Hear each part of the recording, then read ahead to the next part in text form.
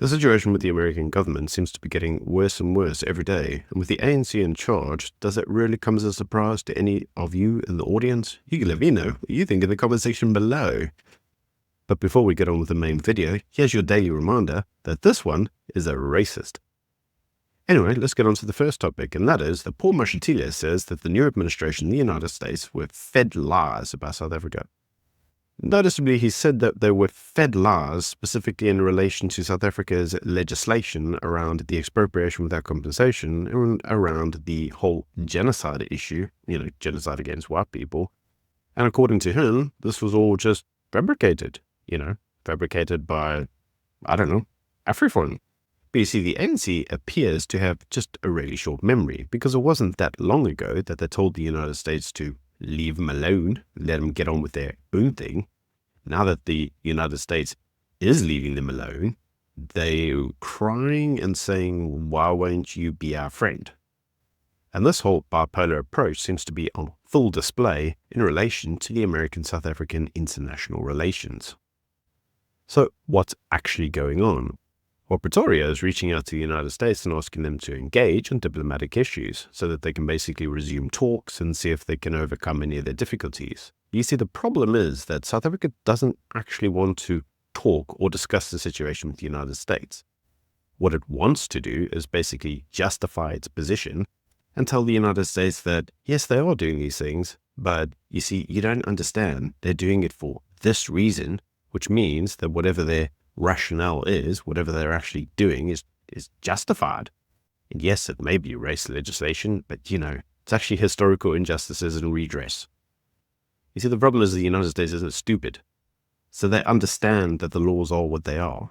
You can gloss them with whatever you want, but just because you put lipstick on a pig doesn't suddenly turn it into a beauty queen. Now, why this becomes interesting is because if you actually understand the way that Donald Trump actually views South Africa, he actually views South Africa as the DEI initiative, but basically in the form of a country. He basically feels that South Africa is the very embodiment of the DEI industry. And he doesn't like the DEI industry. So according to him, South Africa is in violation with his own internal moral code. You can let me know what you think in the comment section below. Now, you may be tempted to think that actually, the entire debacle with South Africa and the United States and the deterioration of the positions between the two is all limited to expropriation without compensation and possibly, Afrikaner rights and race legislation. But the reality is it's not. In fact, if you actually read the letters that have been signed by 4 congressmen asking President Trump to revoke South Africa's access to AGOA, the African Growth and Opportunity Act, which allows South Africa duty-free access into the United States. According to them, the catalyst for this entire debacle was actually South Africa's position on Taiwan of all places. And this was in relation to South Africa demanding that the Taiwanese remove their embassy out of Pretoria at the behest of the Chinese Communist Party. Now, according to the United States, Taiwan is a strategic partner of theirs, and this shows a distinct violation of them acting against the best interests of America and its allies. Now, this isn't the first time this occurred. It also occurred in relation to the Israeli case. Now, if you actually look again at the actual motivation for Donald Trump to cancel AGOA, the Israeli case was listed. A further issue highlighted was actually South Africa's position with Hamas and Iran. Now, at the time that South Africa took the Israeli government to court, Pandor was asked about her position on Iran, and she had this to say. Iran said that they will intervene with the case that you have made at the ICJ. What is your position regarding that? Well, we've called on many of the members of the non-aligned movement and broadly the global community to support this very important case, which is directed for the good of humanity. Because all we're trying to do is save lives. You see, the problem is everybody has a brain cell and can easily remember these occurrences. The documents are right there. The video records are on file. The United States also notes very clearly that Hamas actually has an office in Cape Town. Yes, an internationally regarded terrorist organization has an office in Cape Town. Now, you see, this hasn't been lost on a number of individuals. In fact, the chief rabbi of South Africa, Rabbi Goldstein, frequently talks out against the abuses of the South African government, specifically in relation to the Israeli issue. I said the Israeli issue because there isn't really an easy answer to this. But the problem becomes that South Africa, in its approach, seems to be very one-sided, whilst also claiming to be non-aligned. They seem to want to explore diplomatic relations with one side whilst cutting out the other. This isn't lost on the United States. You can't take a non-aligned position and then be aligned. Now, you see, to further the whole debacle, South Africa has opened itself up for bids for further nuclear reactors being made in South Africa. But in typical fashion, we've apparently approached Iran and Russia to bid as well. Now, Gwede Mantashe did come out and say that he can't basically open up a bid and then say, well, this is for everybody apart from Iran and Russia. He said, well, that wouldn't be right. We want the best deal for the country, and whoever gives the best deal will be appointed. And that's not a stupid approach. You can't really write a bid request and exclude specific nations.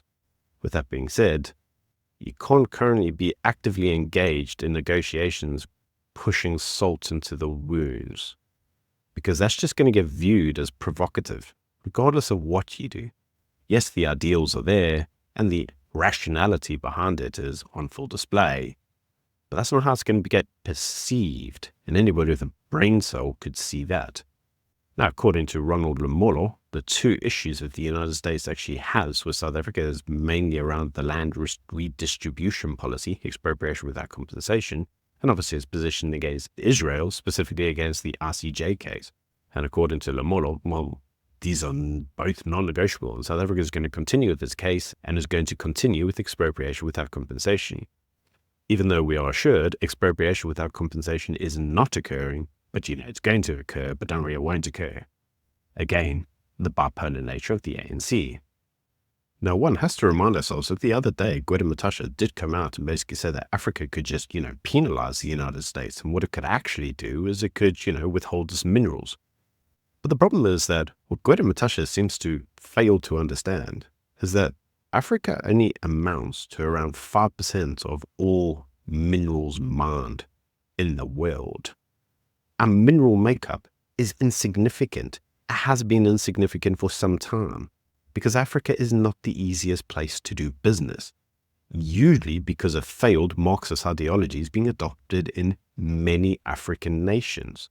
This makes it very difficult to set up businesses, protect your property rights, and actually engage in a capitalistic enterprise, meaning that many of these international countries have left Africa and pursued mineral extraction in other parts of the world, like Asia. So at the end of the day, Africa accounts for very little. According to Gwede Mantashe, Africa could penalize the United States by withdrawing all the mineral wealth, except there isn't any.